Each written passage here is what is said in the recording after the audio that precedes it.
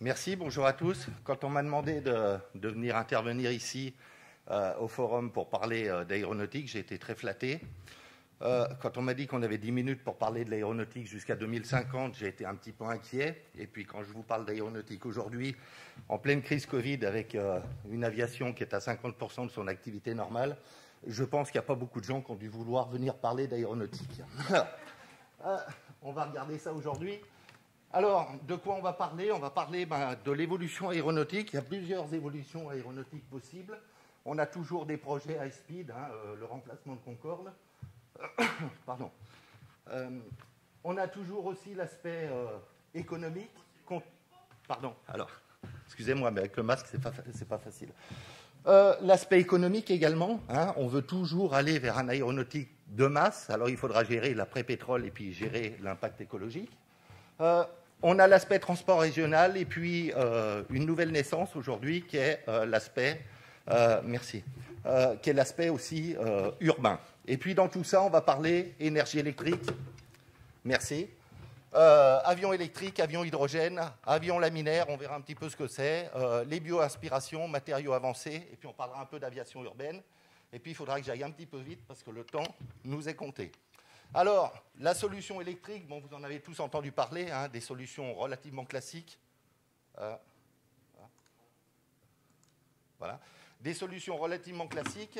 En réalité, on a quand même une densité énergétique pour un réacteur ou pour une poussée aéronautique assez importante.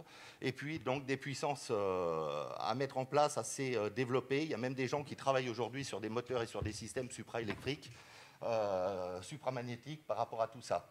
Une petite remarque quand même pour les gens qui ont l'habitude de faire l'aéronautique. Nous, on dit toujours qu'un avion, il améliore sa performance autour du vol, enfin au cours du vol.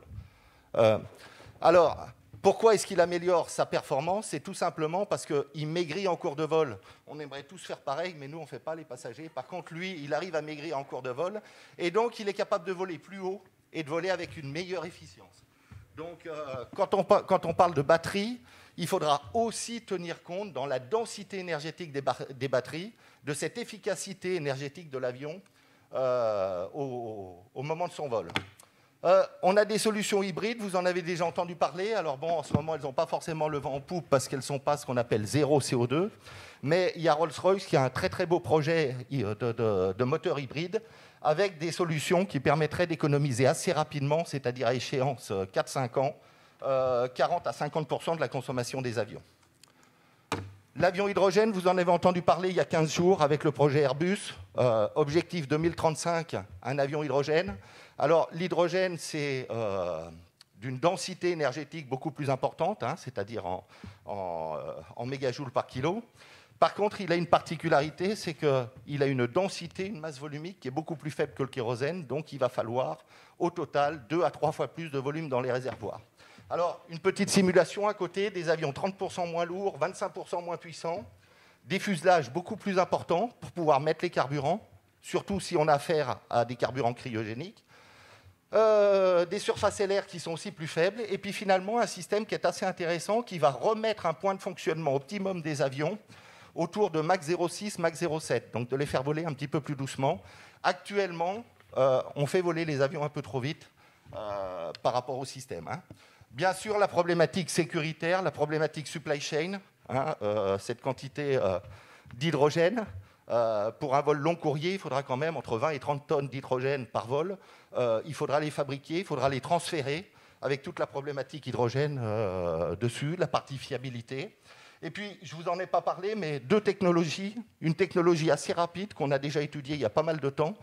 On va rappeler des mauvais souvenirs, mais pendant la guerre, Messerschmitt, les Allemands, faisaient déjà tourner des turboréacteurs avec de l'hydrogène.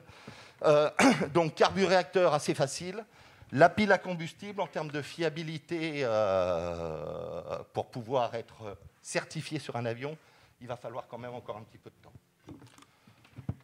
La laminarité, alors là on rentre dans l'aérodynamique. Alors peut-être vous avez des souvenirs anciens d'aérodynamique, vous savez qu'il y a une transition laminaire turbulent. Aujourd'hui les avions volent à des Reynolds de l'ordre de 10 puissance 5, 10 puissance 6, et puis ils sont systématiquement turbulents. On s'aperçoit, les deux petits calculs, si on arrivait à passer un avion totalement laminaire, on pourrait diminuer sa traînée d'un facteur 5.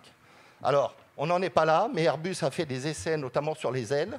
Et puis, il y a des avions américains qui volent tout doucement, sur lesquels on essaye de garder un régime laminaire.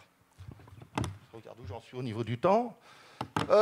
La bio-inspiration, ça paraît impressionnant, mais il y a des essais qui vont être lancés à partir de 2021 pour faire voler les avions de ligne en escadrille et essayer de récupérer, vous savez, le vol en V des oies ou des oiseaux migrateurs. Et puis, on travaille aussi sur des systèmes de morphing électroactif qui consistent à finalement faire vibrer les ailes, qui permettent à la fois de diminuer la consommation et surtout le bruit, parce qu'on parle beaucoup d'énergie aujourd'hui, mais on a aussi la problématique du bruit au niveau aéronautique qui est pénalisante. On va continuer à faire maigrir les avions. Vous voyez, là, vous avez deux courbes, une courbe grise et puis une courbe orange, vous ne la voyez pas très bien. Le gris, c'est les moyens courriers.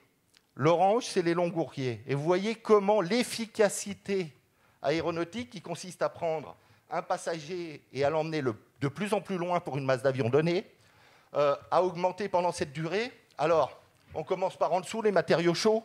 On va continuer à optimiser la thermodynamique classique, qu'elle soit au kérosène, qu'elle soit au biocarburant, ou alors qu'elle soit à l'hydrogène, d'accord, parce qu'on a encore à gagner sur les rendements thermiques.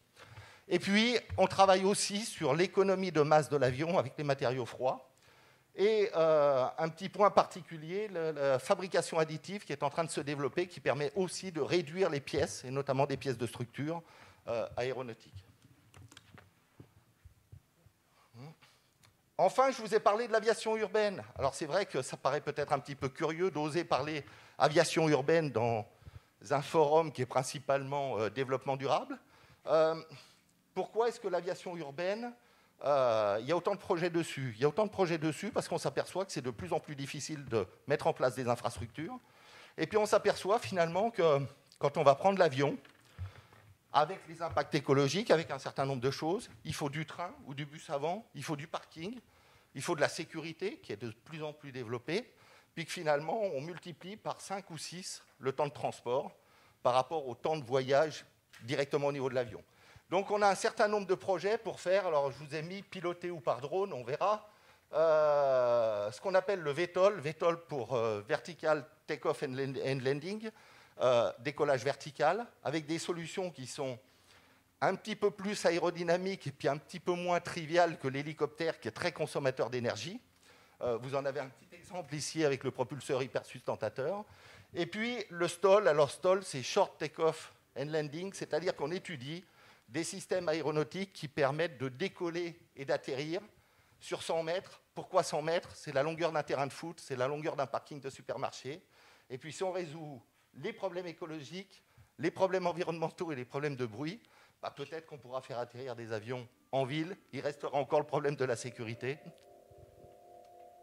Ça veut dire que c'est fini? En effet. Voilà. Alors j'ai terminé, excusez-moi, j'ai dû aller de plus en plus vite, j'ai fait comme les avions. J'ai été de plus en plus performant sur la fin de ma présentation. Merci à tous. Merci.